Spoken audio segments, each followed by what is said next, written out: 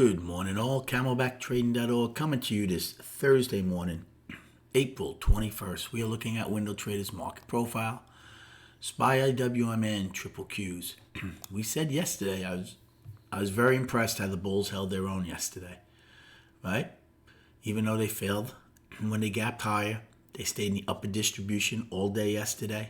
Basically stayed in M's range or higher the whole day, except when they pushed one time in K period, which provided a great buying opportunity. Value was higher most of the day. And now this morning, we have a double distribution on all three of our indices in the overnight, as both SPY and Russell look to gap higher again. Triple Qs are in their upper, in the sell tail from yesterday. Now, SPY and ES have both the 20 and the 200-day moving average. I'm going to put it right around 448.50. That's going to be very important, because if they hold those, number one, you might hold the gap. Number two, we have a price vacuum above us. Excuse me, right? Overnight high right now is 448. Well, it's going higher. I had 448.80, but we're trading higher as I speak. So that will continue to go higher. Overnight low is 444.53. 449.08 is 9 wide from the 8th. And then there's nothing to 450.63 daily high, 450.69 daily high, 451.05 price probe from April 5th.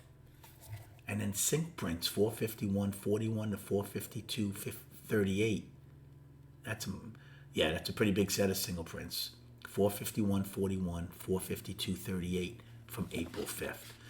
So we talk about price vacuums, and SPY and ES have it to the upside.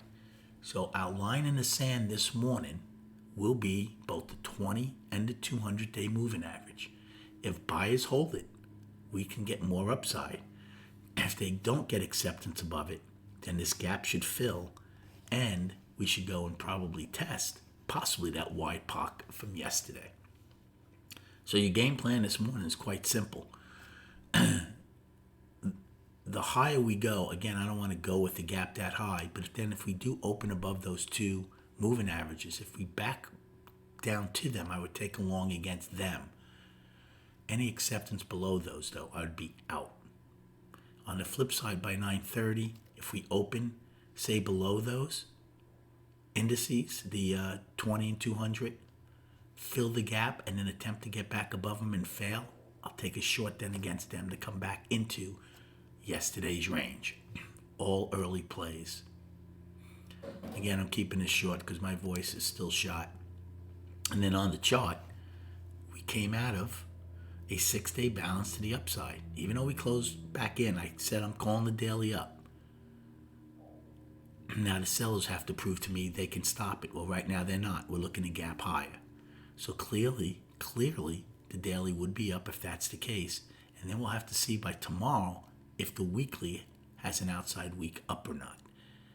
Real important note, Powell speaks not once but twice today at 11 a.m. and 1 p.m.